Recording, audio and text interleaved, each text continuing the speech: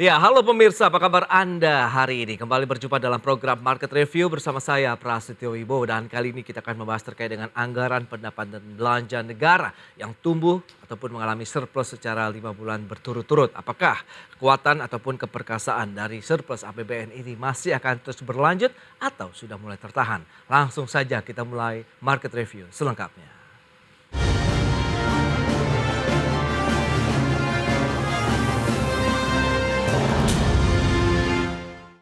Ya, pemirsa, Kementerian Keuangan mencatat realisasi anggaran pendapatan belanja negara ataupun APBN surplus sebesar 204,3 triliun rupiah pada bulan Mei 2023 yang berasal dari pendapatan negara yang mencapai 1.200 triliun rupiah.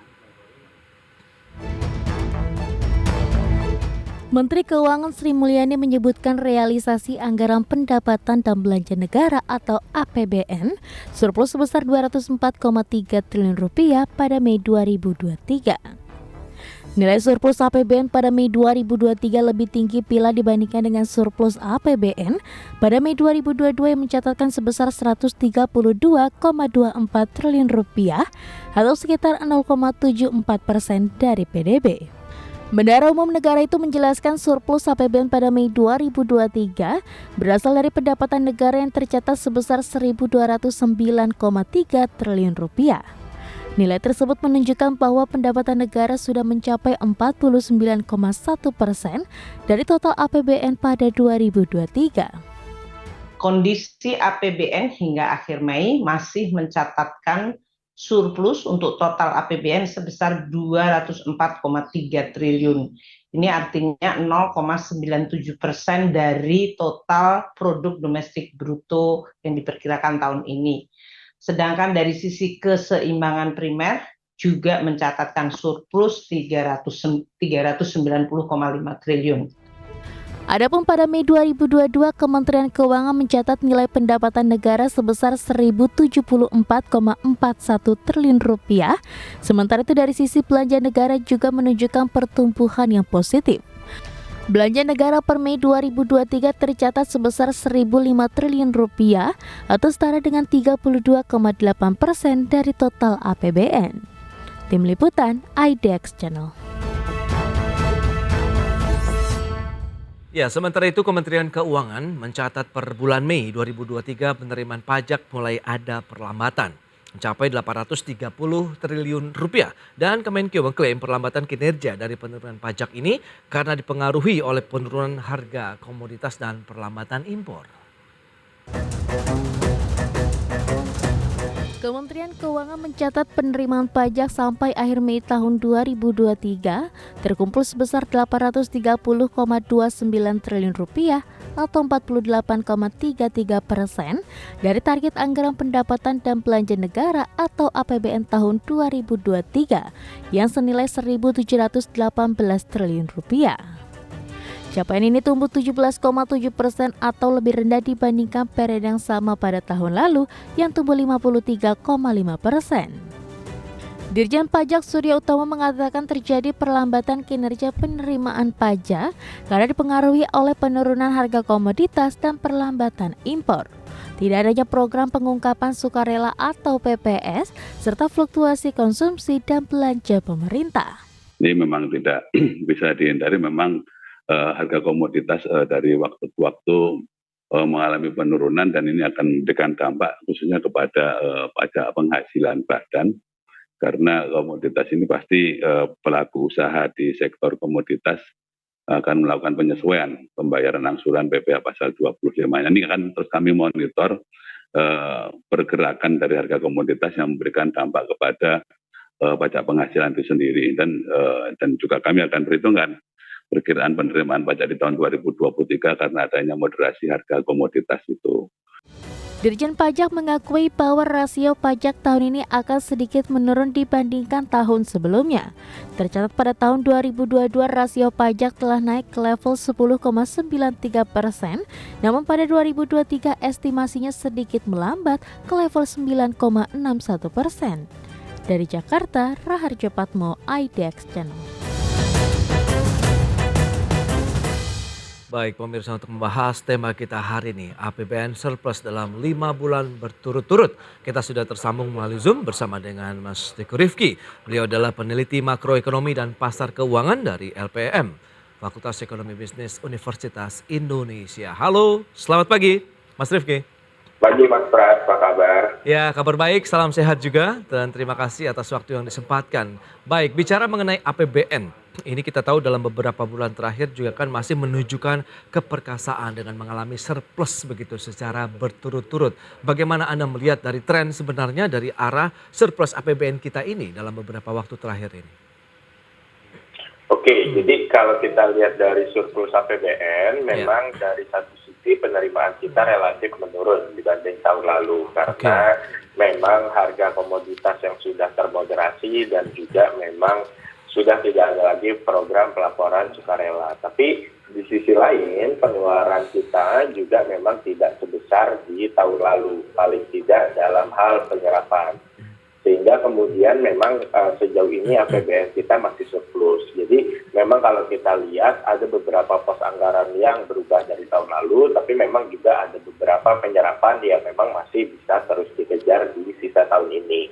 Sehingga kemudian sampai di Mei 2023 ini relatif masih menunjukkan angka surplus. Tapi kalau kita lihat memang di tahun-tahun sebelumnya memang penyerapan APBN di kuartal pertama itu memang belum terlalu optimum. Biasanya akan terjadi lebih besar di semester pertama belum terlalu optimum dan akan terjadi lebih besar lagi di semester atau paruh kedua di tahun berjalan. Oke, melihat kondisi dan kualitas dari APBN kita, penerimaan negara tadi sudah disampaikan begitu Ditjen Pajak bahwa ada penurunan begitu di sana karena memang komoditas yang selama ini memang menjadi andalan dari penerimaan negara juga sudah mulai kita lihat normalisasi dari harga pasarannya di global begitu. Anda melihat bagaimana? Apakah kita memang masih menggantungkan penerimaan negara dari komoditas kita atau sebenarnya ada sumber lain yang bisa dimanfaatkan? Sejauh ini memang kondisinya adalah kita relatif tergantung dengan komoditas, baik itu batubara, CPO, dan komoditas-komoditas lainnya. Tapi ini adalah bukan kondisi yang ideal. Idealnya kita memiliki sumber-sumber penerimaan lainnya. Nah, untuk mendorong sumber-sumber penerimaan lainnya, maka kita perlu mendorong industri-industri lainnya agar memiliki nilai tambah lebih tinggi sehingga kemudian kontribusi terhadap penerimaan negaranya juga bisa lebih tinggi. Sehingga kemudian ini sejalan dengan rencana pemerintah untuk terus mendorong hilirisasi dan pembangunan sektor-sektor ekonomi lainnya. Tapi memang kondisinya saat ini kita masih sangat besar bergantung terhadap komoditas dasar seperti CPO dan batubara. Baik, CPO dan batubara. Kalau Anda lihat tadi ada beberapa sektor yang lain dengan adanya hilirisasi kan kemarin terbukti nikel juga meningkatkan pendapatan negara berkali-kali lipat. Kemudian ada juga boksit dan tembaga di sana. Anda melihat apakah ini tren dari tekanan yang terjadi karena harga komoditas global nanti akan segera tergantikan dengan adanya tadi hilirisasi untuk penerimaan negara loh? Oke, ini tergantung. Artinya memang proses hilirisasi ini tidak terjadi dalam 1-2 tahun. Ini membutuhkan waktu beberapa tahun hingga kemudian industri ini terbangun, proses hilirisasi terjadi secara utuh. Nah, sampai itu terjadi, kita memang relatif masih akan mengandalkan penerimaan negara ke komoditas-komoditas dasar seperti CPO dan batubara. Jadi proses industrialisasi ini perlu terus dibangun. Tapi memang kalau kita bicara penerimaan negara, ini sebetulnya banyak yang bisa kita optimumkan selain dari sisi industri. Kalau kita lihat misalnya dari aspek penerimaan negara, tax ratio kita relatif masih rendah. Kalau tidak salah terakhir itu masih berada di kisaran 10-11%. Ini jauh lebih rendah dibandingkan negara-negara tetangga atau negara region, bahkan dari standar tax ratio negara-negara OECD yang mencapai 30-an%. Jadi artinya memang masih banyak yang bisa kita optimumkan, seperti misalnya menurunkan aspek informality, lalu kemudian memperbaiki pencatatan dan pendataan untuk kemudian kita bisa meningkatkan aspek penerimaan pajak kita. Jadi di satu sisi kita memang perlu terus membangun industri kita, di sisi lain kita perlu terus mengejar potensi penerimaan perpajakan dari berbagai sumber yang sudah ada. Oke, itu dia sektor lain berarti optimalisasi ya dengan didukung kebijakan-kebijakan seperti apa kita akan bahas nanti di segmen berikutnya Mas Rivi, kita akan jeda dulu sebentar. Dan pemirsa, kami masih akan segera kembali sesaat lagi.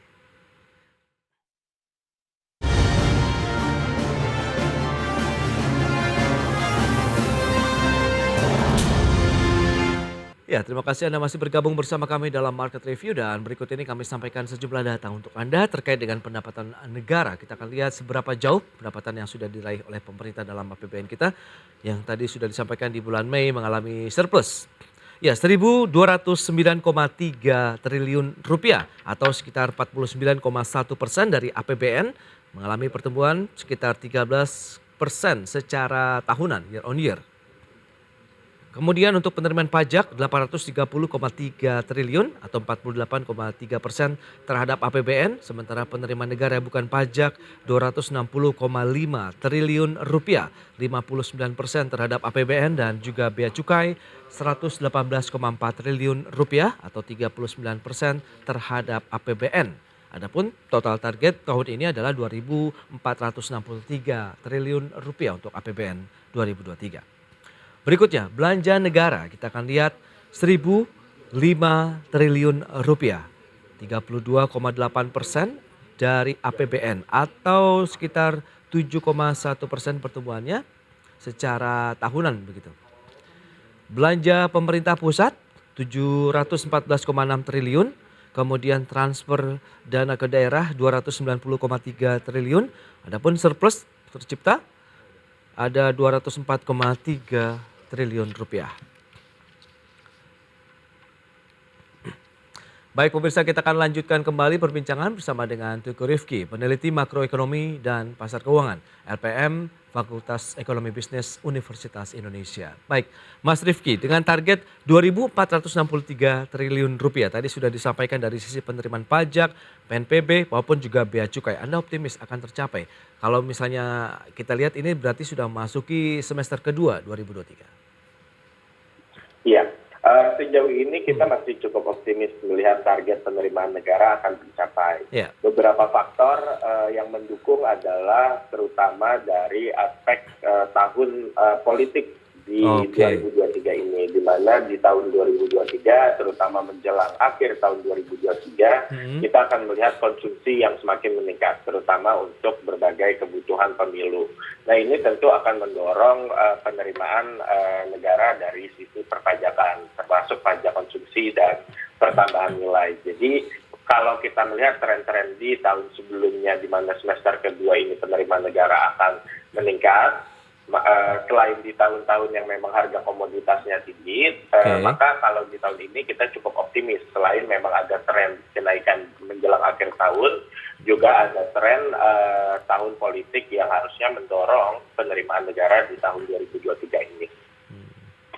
Dari sisi tantangan Anda melihat faktor global kah atau domestik yang mendominasi yang akan mungkin mempengaruhi terhadap penerimaan negara? Sejauh ini saya melihat memang faktor global lebih dominan. Kalau kita bicara faktor yang akan menekan pertumbuhan penerimaan perpajakan. Satu, dari sisi global, termoderasinya harga komoditas ini mengganggu penerimaan negara baik dari sisi sektoral maupun juga dari pajak ekspor atau cukai ekspor atau iuran ekspor. Sehingga kemudian ini juga akan mengganggu penerimaan negara. Di sisi lain juga beberapa negara kemarin juga baru mengeluarkan seperti EU baru mengeluarkan regulasi untuk mengontrol ekspor produk-produk hutan kita ke Uni Eropa. Ini juga akan mengganggu aspek penerimaan negara. Sehingga kemudian ini kita melihat sejauh ini faktor global yang masih dominan untuk menarik ke bawah penerimaan negara. Dari sisi domestik kita melihat sejauh ini masih cukup solid di mana pertumbuhan ekonomi kita juga masih 5% dan tadi kita masih ada faktor siklikal dari aspek tahun politiknya. Oke, nah itu dia. Kalau kita garis bawahi dari tahun politik begitu, bagian mana ini yang bisa menyumbang ataupun berkontribusi terhadap penerimaan negara? Dari aspek konsumsi, Mas Pras. Jadi kalau kita lihat memang dari periode pemilu ini tentu akan banyak spending masyarakat untuk kebutuhan kampanye, untuk kebutuhan berbagai atribut. Ini tentu akan mendorong konsumsi di beberapa sektor media, sektor periklanan, ini juga kemudian akan memiliki dampak trickle down ke sisi konsumsi masyarakat yang memang terlibat aktif dalam proses pemilu dan kampanye ini. Oke, itu dia beberapa poin. Kira-kira berdampak berapa persen kalau melihat tahun politik terhadap penerimaan negara? Kalau Mas Rifki mungkin ada penelitian di sana? Kita belum ada hitungan pastinya, karena memang kalau kita melihat periode pemilu tahun ini cukup berbeda di tahun-tahun sebelumnya, sehingga kita belum ada presidennya, tapi memang kita harapkan dampaknya lebih besar dari periode pemilu sebelumnya, karena kita melihat ini pemilu serentak, sehingga ada multiplier di level nasional dan juga di level regionalnya. Oke, tadi Dirjen Pajak juga mengungkapkan tidak adanya lagi program pengungkapan sukarela begitu ya. PPS ini bagaimana? Apakah memang menjadi salah satu juga kontribusi adanya perlambatan dari sisi penerimaan negara atau tidak sebenarnya? Iya, to some extent ini tentu akan berpengaruh. Program pengungkapan sukarela ini tentu akan berdampak terhadap penurunan dari sisi penerimaan negara. Tapi memang aspek lain yang perlu diperhatikan adalah nature dari kebijakan PPS ini memang sifatnya temporer, sehingga kemudian tidak bisa didorong secara terus-menerus. Nah, ini memang bukanlah instrumen yang kita bisa andalkan untuk mendorong penerimaan negara di setiap periodenya. Sehingga kemudian dengan kita sudah melaksanakan PPS di tahun lalu, kita perlu mencari sumber-sumber pertumbuhan penerimaan negara lainnya seperti yang tadi sudah kita sampaikan. Oke, dengan kemarin adanya pandemi kita memberikan banyak sekali insentif, kemudian subsidi-subsidi yang diberikan. Apakah sudah mulai ada normalisasi di sana yang diharapkan bisa meningkatkan penerimaan negara pada tahun ini, Mas Rifki? Tapi tahan dulu jawabannya, kita akan jeda kembali sebentar. Dan pemirsa, pastikan Anda masih bersama kami dan kami akan segera kembali sesaat lagi.